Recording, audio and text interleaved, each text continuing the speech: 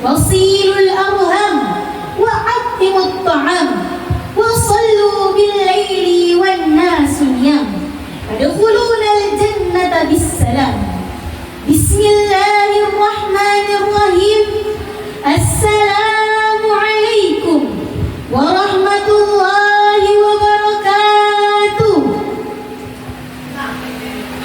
الحمد لله الذي هدانا لهذا وما كنا لنهتدي لولا أن هدانا الله أشهد أن لا إله إلا الله وأشهد أن محمدا رسول الله لا نبي بعده أما بعد. Alhamdulillah, segala puji bagi Allah yang Maha Kuasa. Dialah Allah yang ada sebelum kata ada itu ada, dan akan tetap ada meskipun kata ada itu sudah tidak ada. Puja mari kita panjatkan kepada Allah Azza wa Jalla yang telah menciptakan Agnes Monica yang cintanya tak ada logika. Puji mari kita panjatkan kepada Allah Full Izzati yang telah menciptakan hati yang kadang bikin happy tapi kadang juga bikin patah hati. Salawat serta salam tak lupa kita kirimkan kepada seorang manusia yang mulia, yang kemuliaannya dimuliakan oleh Sang Maha Mulia, seorang manusia yang agung, yang keagungannya diagungkan oleh Sang Maha Agung, seorang manusia yang fansnya melebihi idol K-pop Korea dan ketampanannya melebihi aktor Cina. Siapa lagi kalau bukan baginda Nabi Muhammad sallallahu alaihi wasallam. Yang saya hormati Dewan Juri yang arif lagi bijaksana, yang wajahnya berseri-seri bukan karena merkuri tapi karena skincarean setiap hari. Pada kesempatan yang berbahagia ini, izinkanlah saya Ayu Aniza, perwakilan dari Kabupaten Bulukumba, untuk membahas sebuah fenomena nyata, yakni promiscuity and how Islam views it. Pergaulan bebas dan bagaimana pandangan Islam terhadapnya. Hadirin yang insya Allah dimuliakan oleh Allah Subhanahu wa Ta'ala. Berbicara tentang pergaulan bebas, tentu tidak asing lagi di telinga kita, karena fenomena ini begitu sering terjadi di lingkungan remaja masa kini.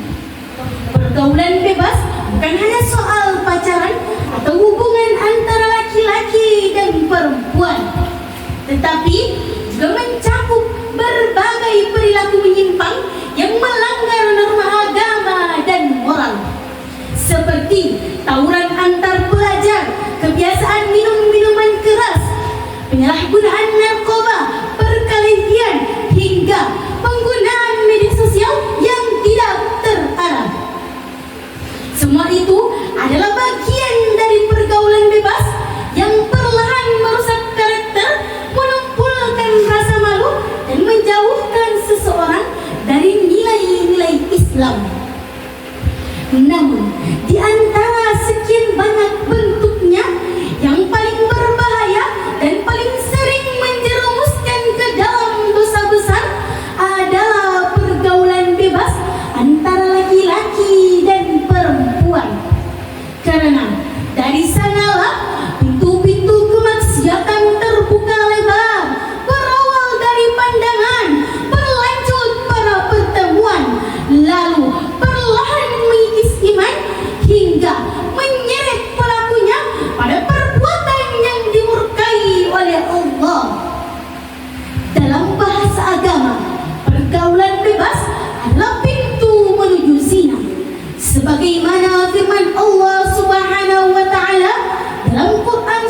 Al-Isra ayat 32. A'udzu billahi minasy syaithanir rajim. Aku berlindung kepada Allah dari godaan syaitan yang terkutuk. Wala taqrabuz zina.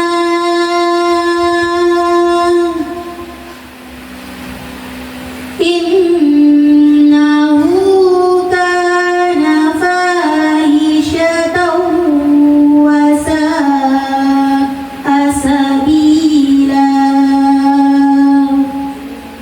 Wala taqrabuz zina, dan janganlah kamu mendekati zina. Innahu kana fahisha, sesungguhnya zina itu adalah perbuatan yang keji.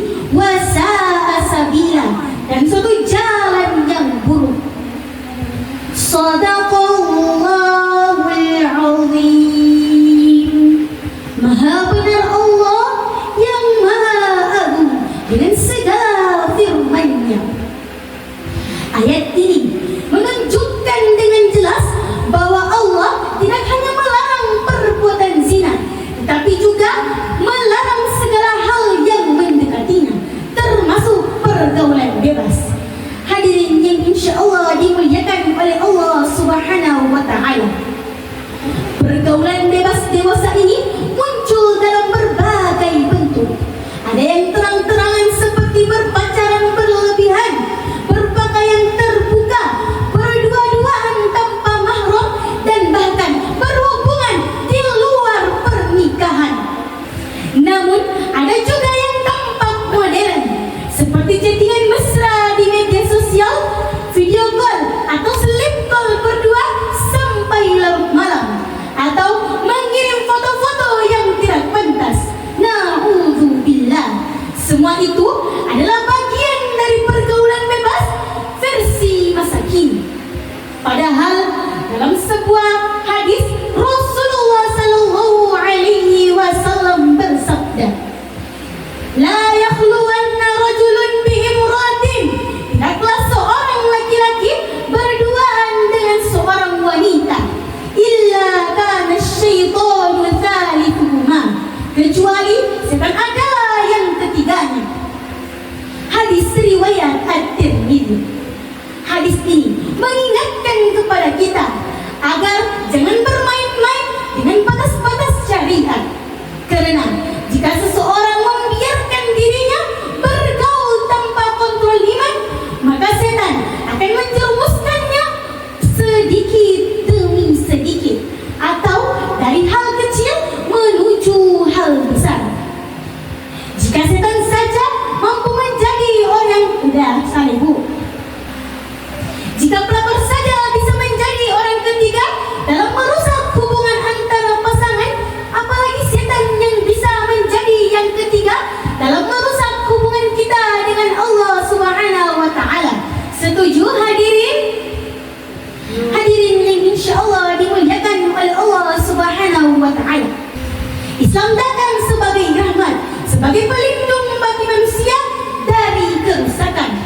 Allah menetapkan batas-batas agar hidup kita terarah dan bermartabat. Itulah sebabnya menjaga diri termasuk dari 5 tujuan utama syariat Islam atau maqasid asy-syariah, yaitu menjaga agama, jiwa, akal, keturunan, dan kehormatan. Oleh karena itu, sebagai generasi muda, kita harus berani berkata tidak pada pergaulan bebas. Mari kita jaga pandangan, jaga pergaulan, dan isi waktu kita dengan nilai-nilai positif. Dalam bahasa Jepang ada ungkapan yang mengatakan, Mudani jinkan o sukawana seishun wa ichido kirida, yang artinya jangan buang waktumu sia-sia karena masa muda hanya datang sekali saja. Maka daripada kita habiskan waktu muda kita dengan pergaulan bebas yang merusak, lebih baik kita gunakan untuk belajar, berbuat kebaikan,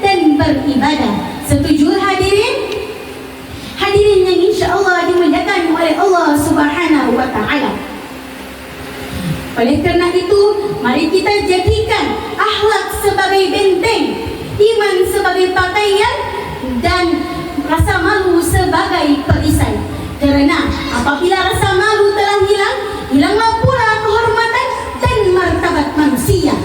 Falsafah Bugis disebut siri emiri onro rigino. Hanya karena rasa malulah manusia hidup di dunia.